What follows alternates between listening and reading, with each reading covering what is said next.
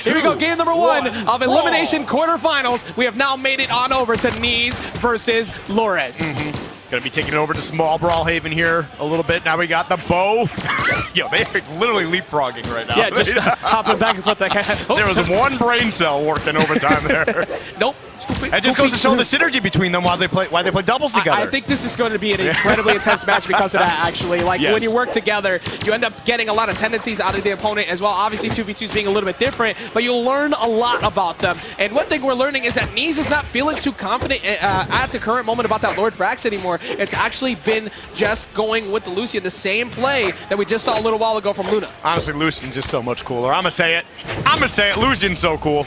Hey, I mean, he's just so good right now, too. Yeah, he's also very good. Amazing right now. And but currently, the multi-time winning champ happens to belong to Kaya. And Kaya looking to maybe add on to that. But great reversal there from Neeze. Gonna go ahead and try to smack away this recovery. Does he find this area? He does not. Lores is gonna get the wall touch. Going back down there to try and go get it. Lores is going to catch him on his way back up, though. And that's gonna be Lores striking first. Listen, I'm just gonna say, Neeze, I don't know if you were watching the last set that Lores played, but you know who had a really bad time off stage? I probably want to go out there against Lores. Yeah, Snowy was struggling a little bit to be able to get back on stage, and you're right. Every time that he missed, he would get a reversal. Does Neeze get it? No, instead he sends it back up, not once but twice, but it will not be enough to get that knockout. And that's got to hurt a little bit here. And Lores now with the bow in hand, say, hey, I get to dial it back a little bit here. Great conversion, though, by the way. Being able to react to that jump over you, meeting him right off stage, close that out, beautifully played. And let's see if he can keep that going here, too. I mean, we've seen Neeze has already been capable a few times of pulling off some incredible games. That first game that we saw a little while ago against Impala, it just kind of went south after that. But so far, not looking too bad. Could avoid that side air. Lores trying to get some extra damage here, Skiff. All right, there we go. Lores keeping the juggle up right now, but Neeze finding the way back down with these Katars. There we go, nice damage. Wasn't able to get the read they wanted, barely surviving here. Oh, eat the bow, and now I got the spirit hand still. Trying to run up and catch another D-Light, but doesn't even need that to finish the job. Lores striking first once again. Lores has been playing with the lead a majority of the sets that he has been playing in, and it does not look like that's planning to change anytime soon. Nope, not whatsoever. But now Neeze trying to find a way to rack up this damage still, try to even things up, staying elusive so far. Of course, I said something and they take some damage. Tries to catch him on an early play, but that's going to be a recovery off the top. And very importantly, Skiff, he minimized the damage. We've seen Neeze has been able to capitalize here before. We'll see if Lores is able to stop it. And really only taking a little bit of damage of extra credit, too. It's like, oh, there's 5 days until the expiration date. This stock's still a little fresh, Yeah, it doesn't. The bread don't smell weird. We got it. We got that doesn't smell weird. It's not slimy. I'm going to eat it. Yeah, That's nasty. Well, Lores might be eating the stock up really quickly because right now they continue to rack up the damage. He's Neeze answering back, though. 100% hungry for that victory. You're absolutely right on that. Trying to go ahead and catch him on the side, looking for the neutralites. And there goes a punish from Lores. Lores trying to catch a neutralite of his own, chasing him over, trying to catch the side lane. Both of them are just rushing up against each other, swinging. Nobody finding answers. Finally, it gets a dare from Neeze, but now he's stuck at disadvantage. Yeah, dancing around here. Okay, good damage so far. Not getting anything else too crazy. It's like the best attempt to try and recreate the Matrix we've ever watched. Both of them just running around all of these projectiles. But Lores gonna get caught by that side here. I don't know if he's gonna make this back past Neeze, but he does. No. Neeze does not finish the job. The one thing you're not supposed to do is let Lores get back to stage, and you're still off it. Neeze, you just learned a lesson game 1. You have to learn it again game 2. Next time's detention, buddy. I don't know what you're doing. It's not a great decision historically, as we have seen, to let Lores sneak by you in those positions. That's not once but twice that happened that game. He was so close to closing it out, but Lores capitalized instantly after he missed. That's just so frustrating. That's 2 games in a row, too. The final stock was just being off stage against Lores, which is already like 3 million things wrong with that scenario. How did I get here? What happens now? Well, I know the answer to that question, but I think the one person in the world who doesn't mind that situation is Pavelski, but that's because he does it to himself as well. So you never know. Pavelski's built for that. Intrusive thoughts are like, if you look in the dictionary, there is a picture of him right there. But I really wish Pavelski was here. I wish too. He's so great. But currently, we're talking about the greatness of Neeze and Lores, and also finally a switch over to Demon Island, which I think is kind of crazy, allowing Lores to come here, but Neeze needing a change of scenery. Hey, you know what? Sometimes it's not necessarily about what's good for your opponent. It's what am I comfortable with. True. Because sometimes it's a background. It's the colors, It's like, hey, I have a lot of fun when I play here. Maybe that puts you in a different mentality. So maybe that's what Neeze needs right now. Right now, it's not looking too bad, right? Does have the blasters in hand, surviving that one. They might be able to close out this first stock. Oh, just barely. And Lores again, that Kaya defense coming in clutch, but that will not allow him to get back. He was very high when he got sent away from that Sair, looking for a bow recovery, but now all he needs is just one right now. Currently disarmed, but here comes Lores. It won't be enough coast to coast to get the KO. That was a great pickup, though. Fantastic sig, just apparently, you know, doing it at the wrong spot, sending the wrong way. But it is what it is. Going to be able to clean it up one way or another, taking a little bit of damage in the process. Now we start the weapon starve, and he got the bow in hand too. Going to be able to keep a lot of distance between him and Neeze. Gonna get punished immediately for trying to stop him, but the weapon spawn was right on top of Neeze, so this works out. D-Light Sair getting a little bit more damage in. Lores has been very accurate with the anti-airs too, but very similar to what we saw just a little while ago with Luna Meg D for most of the matches. This damage has been incredibly close throughout the entire set. Yep. Ooh. Wow, dude, Lores' patience right now, taking these onesies, twosies, taking a hit, retreating back to stage, seeing how Neeze is going to recover, and then getting a nice little punish. Nothing crazy, but just slowly racking up that damage. But a big reversal here from Neeze, and they said, Lores, I'm going to play your game now. Starting to think that Neeze might have went here because of that smaller wall that he has access to rather than what was before. That might have been the big reason, because Lores just kept sneaking by every other time. And it's like, oh, you gave me this one tiny little pixel way down here to touch? Thank you. I'm back to stage and you lost your stock. GG, shake my hand. GG, shake my hand. BG's, bro. That's going to be a side light coming through. Lores trying to catch him recovery back on, but Neeze weapon tossing over. And then a little bit too early to pull the trigger. The Hypno Smash, if you will, walking right into it.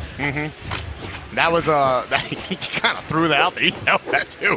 Neeze looked like a mosquito. Looking at the bug zapper like, hey, that looks kind of nice over there. Neeze equal moth.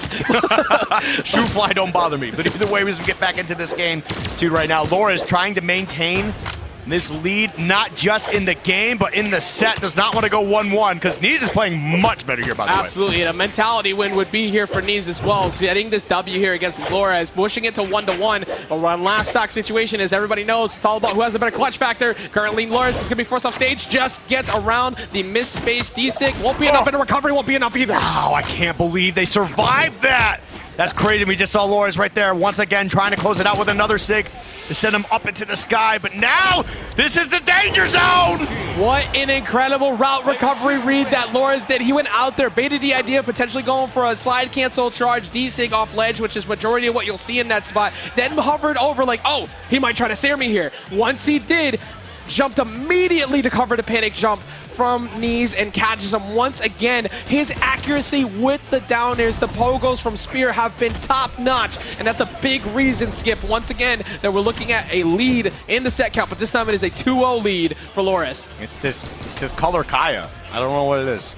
You play Kaya this color, and you're just destined to win. That is the only thing you need. If you want to rank up, that's it. It's just that's it. There you go. That's it. Just play Kaya. 333 damage over on the blasters, obviously putting in a lot of work, but he's going to need to make those guitars work if he wants to make something happen. So we'll see if he stays exactly on that legend, and he's going to... Mordex. This is what we've known Neeze for quite a bit. The Mordex is going to show back up. We're going to remove the blasters from the picture. We're going to go combo game now. Honestly, I do not hate this coming out here. The combo game that you mentioned, not just that, but controlling where your opponent is when you get these combos going. Yeah, and like we said before, Neeze known very well for the Mordex for a majority of his career, and he's looking for that D-Light, just missing that GC D-Light to snag a very early one against Lores. There we go. Again, more strong hits here. Well-placed route to that weapon toss scythe up. That pretty much the only thing that saved him from Lores, getting yet another pogo there. Yep.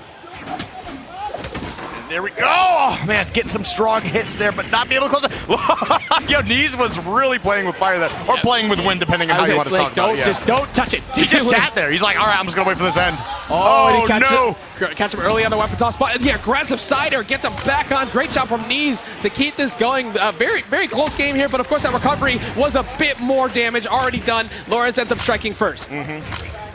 And man, that was really down to the wire too. I do like this switch to Mordex, but like the one thing I really don't want to see as much from people is like, hey, if you're in a position where you're down 2-0 on the elimination side of bracket, like if you're switching characters, you better make sure that character's ready to rock. Yeah. Like, you can't just be practicing one dude and then just pull this out of nowhere, because that could be very tough to turn around here. All right, now it's not looking too bad for Neeze. I mean, it's probably because he's got a lot of muscle memory going on. Yeah, like, even though this is the legend that he's played for so long, you have to warm it up still before you get to this point. And it at least was able to minimize the damage. I still have a lot of confidence in it, but Laura's just known for the Kaya now. Pretty much only just playing Kaya all the way through. Sidelight comes through, trying to find that Nair, get a little bit more damage, but Laura's has just been so confidently dodging any of these D-Light starters or anything really big starter combo damage from Neeze. Yeah.